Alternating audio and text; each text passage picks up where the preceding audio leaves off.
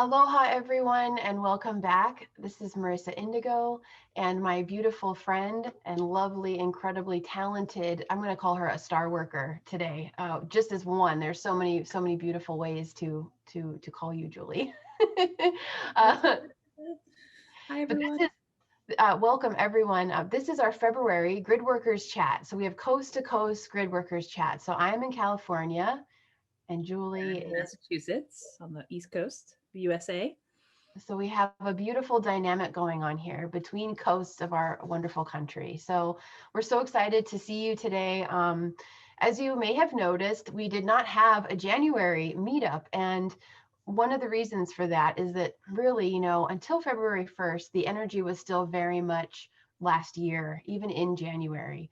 Um, the Gregorian calendar system is what we're using right now, mainstream, I should say, collectively to determine, these different times and shifts and everything. And so, if you may have noticed, it was pretty palpable that the energy was still kind of the same in January, a lot of that old stuff. So, um, I'm going to start today, I guess. And Julie, please jump in if you have anything.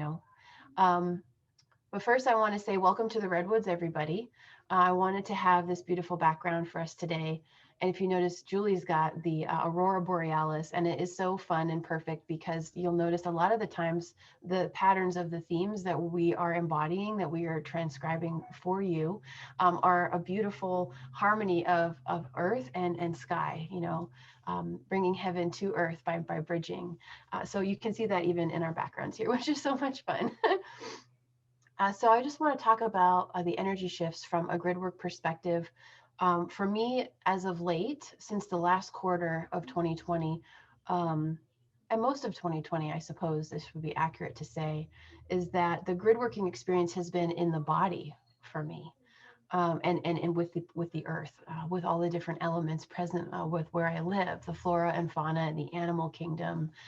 So that's kind of my grid working has just naturally shifted in that direction. And as of late, I should say.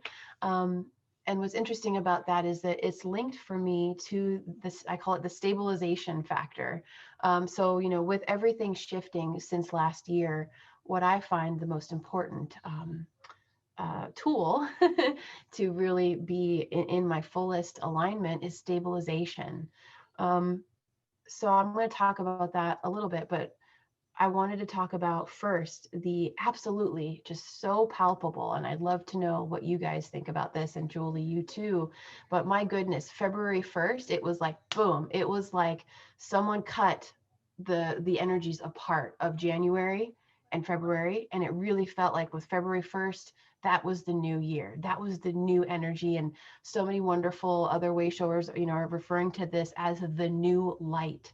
And I could feel that lightness, that access, that there's so much fullness and potential, but it was light and beautiful and just harmonic. So, February 1st to the 3rd, we have Imbolc, which is, such a beautiful celebration. I think they call those like the cross quarter holidays, right, Mhm. Julie? Yes. So it's in between winter and spring, right in the middle. And that was such a palpable shift of just feeling that lightness and being able to kind of feel more like we could surrender and root in. And what I started to get right away was the master builder codes.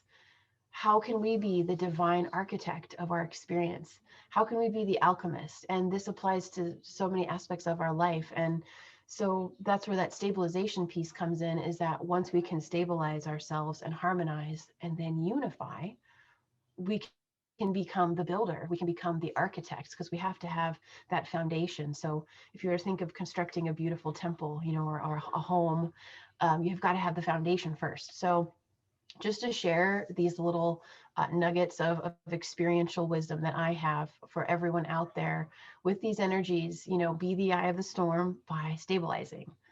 And so for me, that's part of the master builder. That's how we get there. It's like you have to breathe and center and come into yourself. And so for me, how I've been doing that really my whole life, but what's become just vital for my sanity would be nature. And so I wanted to share with you guys that a great access point, if you can, I mean, I know this depends on the weather too, so we all have to be creative with where we live and the social situations right now as well.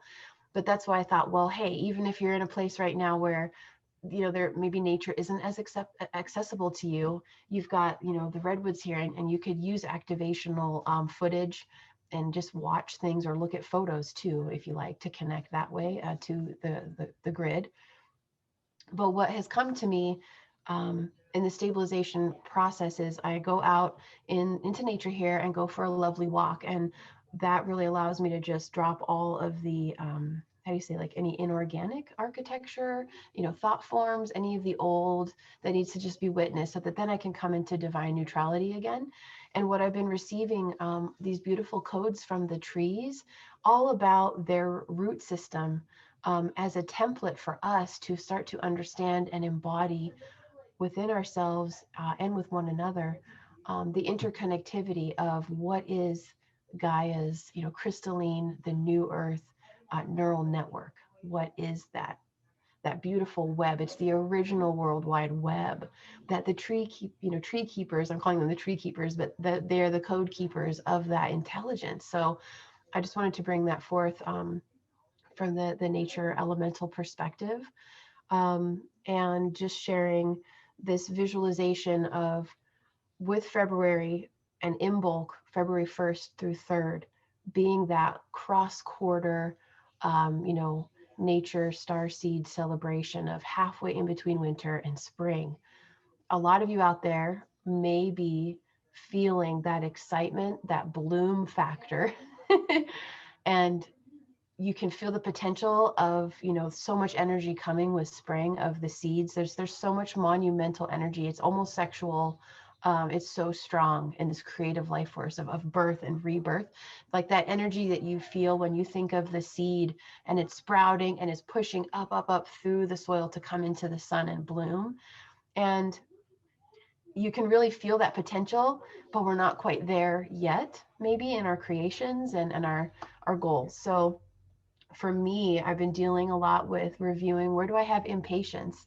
Where is my ego, my human ego, trying to control an outcome?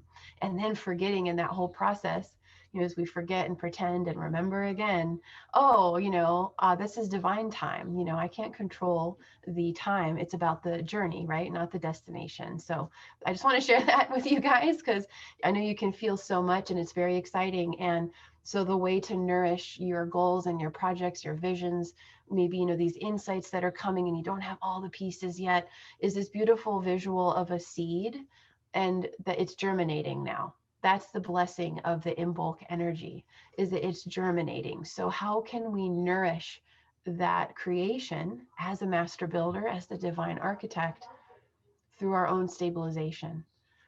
So that's really, that's a lot, and it's richly packed, and that's really what I wanted to share of what I'm getting from the energies of February and going forward here, and that I'm doing my best to clear anything that is distorted and keep coming back into center, to share that with you all and with Gaia, and to be in that together. So thank you. And now, Julie, I can't wait to hear what you have to say, love. Do you mind if I ask you to clarify a couple points? Of course. That you said. Of course. I think it's helpful just in this sharing in general, if you could clarify or flesh out a little bit more what you mean by stabilization and also builder, like master builder codes, because those are two things I think we could decode a little bit for people. I love it. Oh, thank you so much. Thank you for helping me ground it. Thank you. That's good. Those two, so we first talk about there, as there are different roles that grid workers do, sometimes I call it a conductor, we're conducting light or anchoring light, bringing light through. And then, so that's one active role, but then stabilization is a whole nother skill set, if you will. So do you want to talk about that? Yeah, thank you so much. What that means to you. Yes, thank you. That's beautiful. So the stabilization piece as a grid worker and as a being here, for me, is really about actually being an authentic conduit. Because if we're clear within, so for me, it's a clearing ourselves and coming back into our divine neutrality, and then we can be that the Teflon tube of the higher energies. So it's almost like what you do for yourself, you do for others and the collective and the planet. So by clarifying your intention, making sure you're aligning your highest aspects, unifying your highest aspects and finding that place of peace. So meditation, surrender what is maybe on your mind that's pulling energy from you, that's bumming you out, or if you're impatient or maybe you have pain in the body, listen to the messages, just kind of witnessing what is presenting right now in my experience and how can I surrender that, transcend it, and then stabilize in the power. There's this mighty power of the I am presence. So that's the trueness of our beingness. So that's what I mean when I say the stabilization, because then we're really on purpose, and we're Like receiving. a whole tapestry, my word cloud of what stabilization means to me too. Like, so it's cool to hear it from different, that's this whole point of our cross coding here, right? Is to hear from Absolutely. different perspectives. So So it's like stabilizing into your truth. What is your truth? yeah, yeah, that's beautiful. Mm-hmm. How it shows up for me often, like that role of stabilization is so we have these, when the light comes in, you were talking about the new light, like it pops off almost like all the old, like there's so much light. What light does is like shine into the darkness, right? And like Right. find all those crevices and nooks and crannies and all the little like dust bunnies under your bed and like in your mind, this is like all the old patterns that are not of your highest alignment, right? And that, so it happens to you as an individual, but it also happens to the human, when you talk about the human heart grid, like that's like how your community or your neighborhood or your species are feeling, right? So when the new light codes come in, they kind of like pop off. Like people have these like almost, like those, that little game where like the mole, like things pop up. Oh, And it, like, whack-a-mole. That's how I described my like transition process this last yeah, week. well, Like, the let's have grid is like, every program. Hello. Like, but the grid workers feel this. So like what's unstable is when like we have all these like, this person's angry and that person's this and this person's anxious. And that, like this year has been like everybody's stuff is up and out to play. And you called it programs, and programs are that like the old paradigms or the old, the things that are like in part of our infrastructure, right? But when yes, we're like kind of dismantling some of these old things, or when they're dismantling, the stabilization comes and like there's a ripple through the fields, that's right. through the grids, and like we feel it in this like massive, like almost like what an earthquake would do. Like it like creates these like waves and ripples through the grids, and stabilizer's job is to like just like hold space for it and Mhm. like allow, like, but also like watch, allow, observe, like you said, all the old tenets of meditation and being witness consciousness, and like allow them, like hold enough space for everything. So things like, instead of like this frenetic, it's like Yes. Mhm. but it takes patience, dedication, time, like you said, going into nature, whatever your practice is that allows you to get centered in yourself, even Yes. when you're feeling these ripples of like, Mhm. And that's part of what the tree people were sharing, because we are clearing, for the collectives too. All of it is one, right? So the light purges us and we witness and we see and we wow and dissolve and then coming back into the stabilization. And then that's how we're impacting the grid through our own body, just like the interconnectivity of the root system just glowing, with I think it's mycelium. I want to say, because I know it's a fungus, right? That they're connecting with like glowing in the earth. Yeah. and then so builder, then the second thing that I was Oh, going to yes. ask, if you don't mind, is to say that when you said like, oh, I'm feeling all these builder codes, could you explain that to people a little more, please? Yeah, thank you so much. Yes. So it's an enormous responsibility, but it doesn't have weight to it. It's not heavy. It's not work when we think of the old paradigm of the toil and it's not like that. Being the grand archetype of or architect, and it is a builder archetype of your experience is truly the gift of divine sovereignty.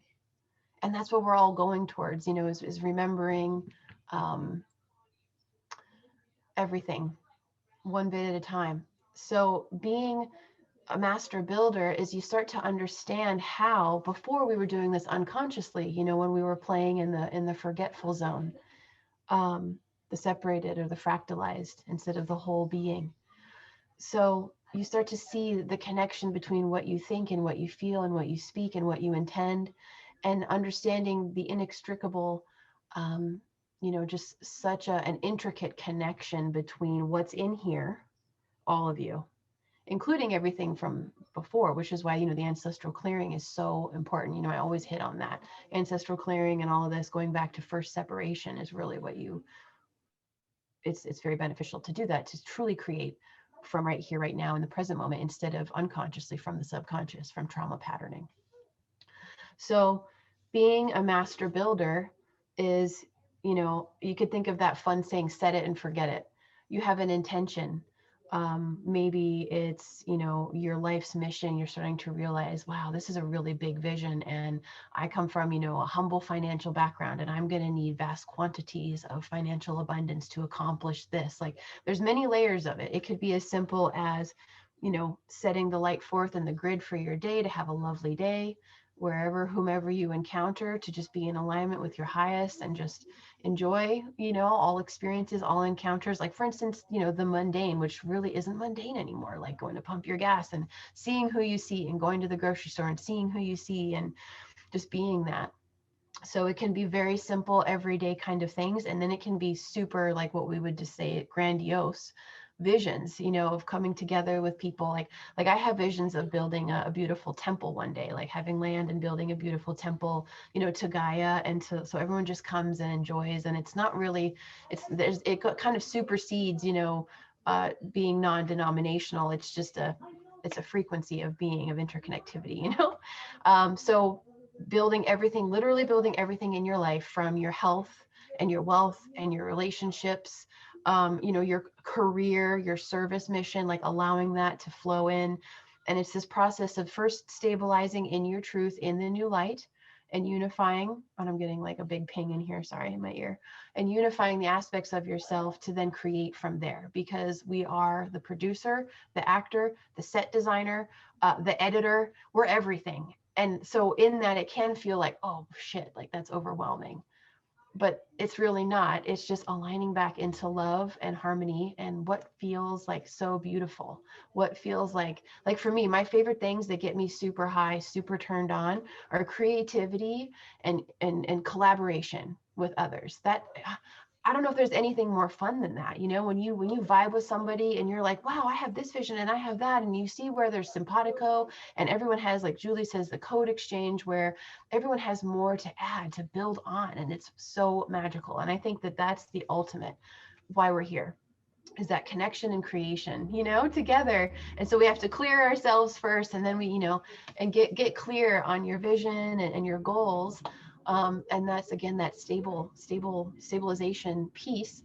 And it's really important, because that's also anchoring in the golden age by us living it ourselves, and then putting it out onto the grid. And, this is funny. You can probably hear the trash truck. So we're talking about, getting rid of the old, and then there's the trash truck. Always right in time. That was a really beautiful, like very accessible. Okay. Oh, thank you. That was super helpful. That's nice. Thank you so much. Thank you. Thank you for helping me to, wrap up. Are we pivoting, ping-ponging over to my sharing? Yeah, I can't wait to hear your world. Well, you wrapped it back to January too. So it's interesting, as I was hearing you talk about that shift you experienced between January and February. It didn't quite play out that way for me, but that's cool too. That's why we talk, everything, we all have different roles to fill. We all have different pockets of the globe we're in, and like different things but after, it's like very much at the end of December, I, some of our mutual mentors and teachers, friends that we hang out with, have taught me this well. Like, okay, so like what, at the end of the year, you kind of go into that New Year's like cocoon, and then like figure out like, what do I want to work with for the next year? And for me, it's a lot of empowering and like teaching people and helping people like experience that, like the outer space and the inner space connection, right? The star connections, like you said. Yes. And so I spent a little time here at Inner Space of my center looking at all the planetary alignments and the star alignments, and like what was coming up for 2021. So when we got out of that, the Jupiter Saturn conjunction, So as I looked forward, it was cool. And like January it was just so potent with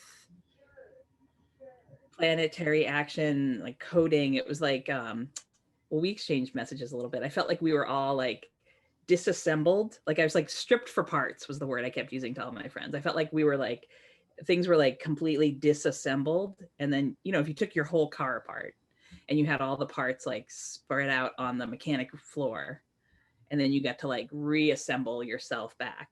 Just like if you could figure out which pieces and parts needed like recalibration or retuning, or like how are you going to rebuild yourself? That's like a different way that it showed up. So, That's but exactly perfectly described. Yeah. A um, total like disillusion. yeah, like just like, yes, and it's stripped for parts sounds like, you know, a car on the side of the, you know, like not a good thing, you know, it's like, but it's just stripped, like, that's what I mean by like disassembled into your parts. Yep. And then you get to rebuild yourself anew. So the star kind of code energies, or the planet action, and I know I've shared this with you and this group of people that watch our Gridworker chats, is that last year was a lot about the planets. And then this year I felt like there was even more of a deepening of that. Like for myself, like all the work that happened last year was almost like a training ground or like a preparation for what's going to happen this year. Absolutely. And this year I get to do it more with more awareness and insight and like a reflection point of last year. But so December 12th, that 12/12 gateway, um, you know, a lot of us got, you know, it's true for every 12/12. We get that like, oh, the 12 strand DNA, like we're working with our DNA. And then in the 13th strand, like the 13th strand is almost like the central channel that unites the 12. So I was like, oh, cool. Like, who knows? You know, you get these insights and you're not sure how they're going to play out, right? But then in the January coding, I got this really deep inner guide to work with the planetary bodies again. So like there was a lot with the planets last year, but so Earth is ascending, right? But all like our whole solar system is ascending. So all the other planets are also having their transformations happen too. And then when they meet up in the sky for us to see here on Earth, they have this like, there's like a deliverance of star codes, and you know, some might call it a stargate, or a, you know, what do we call it, a planet gate when it's a planet? We still call it stargates. But there are these alignment moments that transmit a whole bunch of data or information or light codes. So anyway, in January, I was really caught with like one day at a time to work with the planetary bodies. So there are 8 planets, but there are also 5 dwarf planets. So I was researching and coding with, so those 13, I spent like a Wow. day each. Like I coded with each planet for a while. And I was like, oh, these are going to be like kind of the building blocks of the year, if that makes any sense. And like the Okay. 13, in like maybe each one, here I have a little picture I brought. It's so significant, the 13 too, you know? Right? Yeah. Well, it's Oh not gonna. shoot, it's hidden in the aurora. I know it's lost. I can't do it with my green screen. That is What? so cool. It's reminding me of, I can't There remember. we go. Okay. You see that? It's so Yeah. funny, and the it's lost to the. But so the go back. I know it's like I don't want to. We want to pick just like nuggets to share in this one. That's what the sun. So after Jupiter and Saturn were together on the grand conjunction, you know, they started to get a little further apart in the sky, and then the sun comes along and like meets up with them. So the sun met up with Pluto first, and then Saturn, and then Jupiter certain days in January. And that felt like significant. Yeah.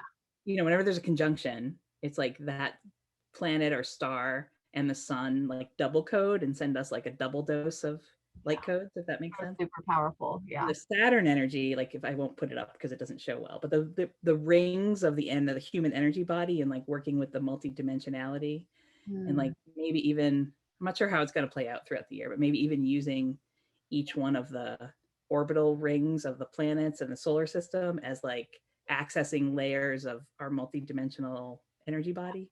For sure. Does that make sense? Beautiful. Yeah. I love it. And then what else came in January? Oh, the code dates.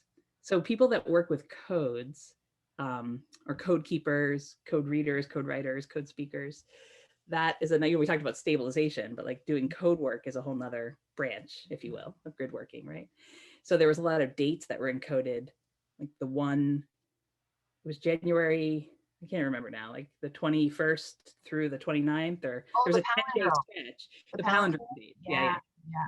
So those days were like super, that the whole 10-day stretch was like a super important code. You were talking about the building codes, and it's like a little, like the one, so it was 1 2 1 2 1, 1 2 2 2 1. So like the middle number changed every day, right? So it was like almost bringing in like this bandwidths, different bandwidths of information.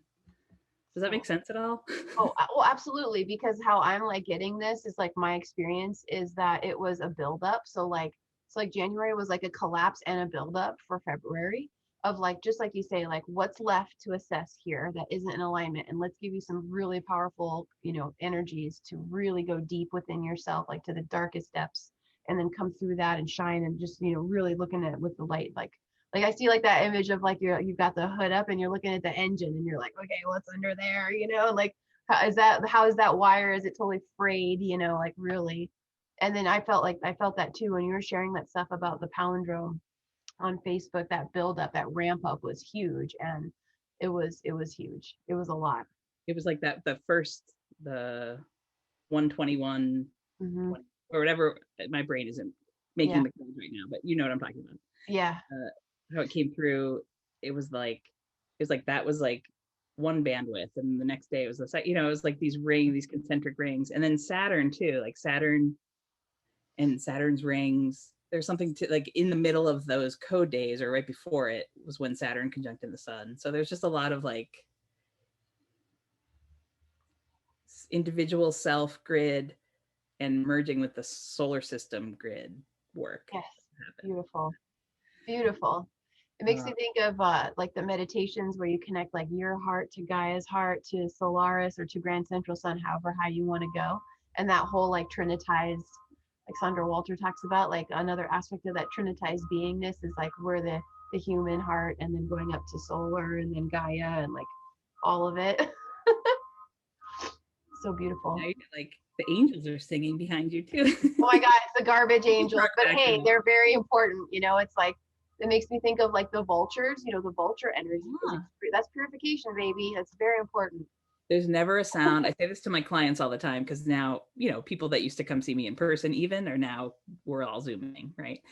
But so like their dogs, they'll be home and like, I'm like, nope, every dog bark, every doorbell, every time your kid comes in the room, it's all part of the rebalancing or the energy work. Like it's never a disruption. It's like No, the code. it's So we're talking about like code keeping. Like for me, it's like songs come through. Like I get like a song for everything. yes. A lot of people do, right? It's like, oh, it's like things come through, license plates, sides of trucks, like signs on trucks, signs on the side of the road. On the 2-2, we don't do a lot of this, but we did do a Grubhub thing. We got takeout. Nice. And like it was on 2-2, and then like the bag came to me. I'm such a geek. I take pictures of all this stuff, but like the bag had 2-2 written on it. Like you can't make this stuff up. Like the codes like come your way. So what do folks do with them? Even just like the clock, of course. A lot of people are like, oh, I see, the 111 or the 222. Like the codes come through on like time. Yes. And so when you're talking about builder codes, like all of those things are like, how do we work with that and then interface with that? Just the noticing of them and the having them bring you joy and pleasure and just getting like a little that smile. Open. Yeah, like say, oh my gosh, I'm seeing this, yes. And then like maybe if you can take a pause or write it down. If you can't pause in the moment, write it down, voice memo it, whatever. Like if you're in the middle of something like driving the kids or, for realistic, because the codes will come randomly all the time. So just take a note if you can't connect in the moment, and then you can connect because there's no set. It doesn't matter when you do it, right? It's quantum. But really, like in that moment, just dive into that. Open your fields, open your heart, open the Taurus, connect, and just kind of like dive into it. Like Neo in the Matrix, how he dives into the agent and just and like transforms him with the light. That's such a great image for what's happening right now. Cause like we can just dive in and penetrate any topic. and just feel it, see what's coming through. And it's some of them take a while too. Some of them it's so obvious, you know, like the song lyrics are really fun. You know, wake up with the song lyrics and it's like, oh, that's great. You know. You said you were doing, you know, you go to the grocery store and that the song that's playing. Yeah. Oh my Like, God. Every time. Yeah. And I love it because it's reminding me of music that I haven't heard in a while, like the good stuff from like the 90s and like, great stuff like growing up with that you kind of maybe you're just not present, so you don't remember. And you're like, God, that's such a good song. And, so like the clock, numbers on stuff like order numbers or numbers that call us, songs, people's t-shirts.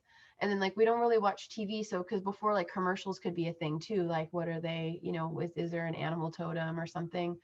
But this whole week it's been bobcat energy, which is really great. Bobcats, and because they're having babies right now in the area, and like all these neighbors are communicating about, oh my gosh, look, my ring on, my security camera on my porch like caught this bobcat just strolling on by, like so cool and casual. That's happening here too, and my friends. Really? Yes. Yeah. No, the bobcats they're awake.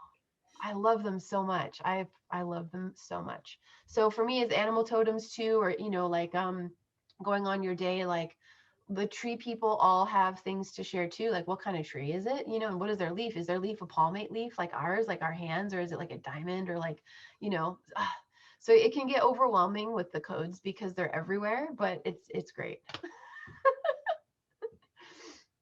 And yeah, I don't know where to go from there. What else should we chat about? I know it's a good Oh, well, it's the new moon today. I did want to wish everyone a beautiful new moon today. right. Yeah. And tomorrow's Chinese New Year. Right. It's the metal ox, which is kind of cool. That's like, there's some stabilizing, like grounding in, like getting in there. I like Wow. that, you know? I Um, the metallics. yeah, please. So like, is that a good thing to talk about? Yeah, just like in general. Well, we're gonna go back to the builder codes maybe. The other thing that showed itself to me in the solar system way, and it has some to do with the metallics, but I tuned into work that I had seen maybe back when, but Johannes Kepler was a Oh, yes. German astronomer, and he came up with this system of the platonic solids nested within the planetary orbits. Wow. And his was, I wrote up an article about it, and maybe we can link it. Okay. Yeah, To absolutely. like explain it, flesh it out a little bit more, but that like the platonic solid activity of like the different phases of the light body is something that I'm coding with a lot right now.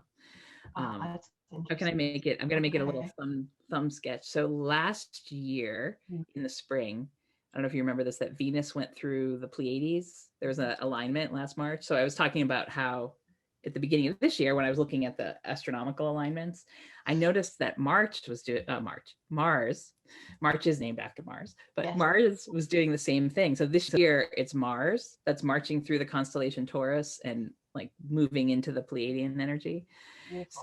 So last year, like Venus to me and to lots of people that work with Venus has the octahedron energy, the double diamond. Oh, Oh, she's the yeah, same beautiful. color as my aurora borealis. Mhm. And in that platonic solid nesting structure that Kepler gleaned, the between Earth and Venus is that, like, you can transcribe this shape into that orbit, if that makes sense. Beautiful. Between Earth and Mars is the dodecahedron. That's this one. That's one of my favorites. That's one of my So the favorites. dodecahedron around the Earth, and I shared this with some other groups and so on some other platforms, and I got a lot of feedback of people saying like, yeah, we've been seeing the dodecahedron around the Earth, and like, what's up with that? And like, so I Cool. feel like for me, the code that's coming through for this 5-year. So the 2021 is the year of the 5 too, right? And that showed itself to a lot of us as a pentagon. Mm. And then I was watching the Mars thing, and then I was looking at, I was like, I knew that there was some Mars Pentagon connection, but I didn't have any like empirical data to back that up. I couldn't figure out like what it was, or I was like, it'll come to me. I know it'll come to me. Yeah. But then when I was looking at this nested platonic solids between the orbit of Earth and the orbit of Mars, Kepler transcribed, or you can draw the space fits, you know, the distance between the radius of the orbits. Does that make sense? You know, like you can Yeah. put in a dodecahedron. Okay. Like when you're traveling between Earth and Mars, or you're making connections, or even you're working light grids between here and Mars, it's like you're moving through this dodecahedron phase of your light body. That is so freaking cool. But so Well, there's a lot, and it ties right back to the embodiment. Like when I yeah. work with the Pentagon and I keep seeing the human, you know, the human form as the 5-pointed star or as the Pentagon. You know, we have the 2 arms, 2 legs, and the head, right? So we like stand as a Pentagon. And it like just speaks to me as embodiment. Like this is going to be the year of even deeper embodiment. Oh, And for sure. the dodecahedron has 12, it's 12 faces Mm-hmm. of pentagons. So that ties into the 12 and the 12 strands and the whole. So So beautiful. happening over here, just a little I love that you brought in geometries, because what's come through for me the past few weeks is how we can start to actively, you know, by working with our DNA actively, right, and communicating with it, talking to it, programming, doing the writing, overriding, as Sandra Walter says. But also what's come through with that process is connecting to the geometries of ourselves and our fields. And that's part of that stabilization process of alignment, which then is part of the master builder and the builder code's alignment. Because you're, with intention, mindfully aligning all of your geometries. So you're reconfiguring your geometries to align with your intention. And I love that you bring in the shapes, Julie, because for me, I'm, in my elemental frame of perception and integration. I see the elements of creation in the shapes too, right? Because they talk about that, like the cube is earth, like the pyramid or the triangle is fire. And I can't remember the other ones right now because those are the ones I work with the most, I think. But all of those are in us too. So it's just so amazing to see this like whole fractalization of, the geometries and the elements, and we are them and how they present for us to play and reconfigure. And then that brings in the plasma, because all of it is malleable. The whole thing is clay. And that's that master builder component, is like, oh my gosh, I can build anything I want from this clay. So what do I need to do to get there, or allow or drop or be to get there? So thank you so much for bringing the geometry in. I'm like, oh my God, yes. I'll explain it in like so in the geometries of the energy body or the human energy field, you can picture your column, your central column, and that we each, everyone I'm sure that's watching. I'm gonna do it with you. I'm gonna do the visual with you. Let's do it, everyone. Like the chakra system is often depicted as these lotus flowers. Yes. Right. So that the earth chakra has 4 petals. The water chakra has 6. The fire chakra at the belly has 10. The heart center has 12. The throat, the Vishuddha, the throat center has 16. The third eye has 2, right? So if you look at them, instead of like, if you took the lotus flower, that is the petals, the edges, the vertices of the petals, and translate that into a geometric shape. So it's the 4 petals of the earth chakra draw a square, and the water is a hexagon. The belly, the fire center, is 2 interlaced pentagons to make the 10, the 5 points.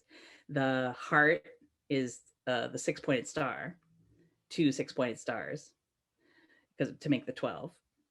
And then the throat is like an open, it's a dot in the center with the radiant points out that create the 16. But there's like, these geometries are like in your energy field. So like when you work with chakras, you're really, you are working with, and then you kept talking about the seeds. So that brought me back to this, one of the ancient Vedic practices that I like to do to tune my energy field is to work with the bija mantras, or the seed sounds in the Sanskrit language. So each of these petals on the chakra flowers have a coded Sanskrit character. So the Sanskrit alphabet is really the all the vocal tones that the human palate, like the human mouth can make, that range. And there's 5 different spots, like back of the throat, upper palate. You know, we could get into the technical aspects of Sanskrit.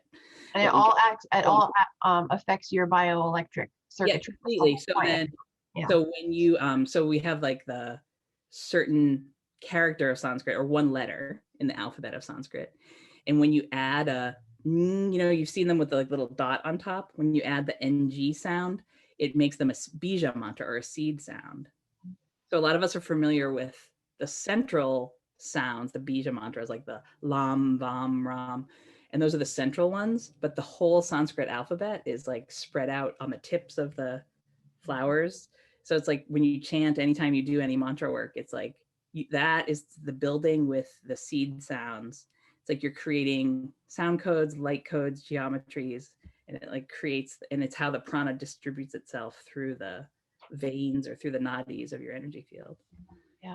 Anyway, that's a So nice good. fun tangent of whatever, but So good. I've been doing the mantras now. technology. It's a super fun, potent, because a lot of Oh, people have trouble, but like the whole sitting down to meditate and having your mind be empty, that's right, kind of a fool's errand, right? Like it's not, right. it's like, That's the how whole do point of you the sound. find Yeah. techniques of meditation that help you tone and tune? And so for me, it's a lot of, My favorite. you know, the chanting helps a lot. My favorite. Not, And I'm I know doing you that. have to do. I'm doing right now I'm doing I'm doing part 2 of the Holy Womb Chakra teaching. So I'm in the advanced seminar now for part 2 to be certified to teach it. And so each section of this practice, you are doing each mantra 101 times, or sorry, 108 times for 101 days, and there's like 10 mantra. So it's really it's rigorous. It's a lot. That's what this is for. The lotus seed. So you guys, if you want to get a lotus mala, they're like $13 on Amazon. Not that I love Amazon anymore, but until we adjust that, you know. But doing your mantras, I highly recommend it because you become the instrument. But You start even, to feel you're the instrument. yeah, like it's cool. It's like such a rich topic. Even like for back when I was teaching yoga classes, like I would always teach with the Sanskrit too, because if you say like Adho Mukha Svanasana, downward facing dog, it's you're pinging these different chakra petals through the field just by saying that. You don't even have to do the pose. You can just like hear the name of it, Yes. and it already changes your energy field. Or like when you're teaching, if you teach with the Sanskrit, it's like the student or the practitioner's energy field knows what to expect or how to recode itself when they get into that posture. So incredible. So that's another tool. I couldn't recommend that enough is mantra, you guys, for tuning your fields and playing with your geometries that way as well. I got such a huge activation when you were sharing the geometries and the chakras. Like there's like a lot going on right here right now. So I'm excited to see what that is. Yeah. So well, anything else? Do you think, I mean, you know, you think are we complete? Well, yeah, I could talk to you all day, sweet I sister. know, I Like know. feels like a good, like we get some of the builder codes laid out. Yeah. I'm excited to see how everyone plays with these, you know, because please reach out to us. And if you want to share, it's so fun. This is the creation part, it's the fun part. So I hope you guys enjoyed this. Thank you, Julie, so much. Thank you, Marissa. It's always such a pleasure. I'm glad to join you in your Endorian forest. Thank you. Yeah, yeah. Yeah, I'm so glad you said that. Endor. So here are the Ents, the redwood Ents, guys. So thanks so much for joining us. And please, any questions you have, drop them below and we'll see you for the next. Bye.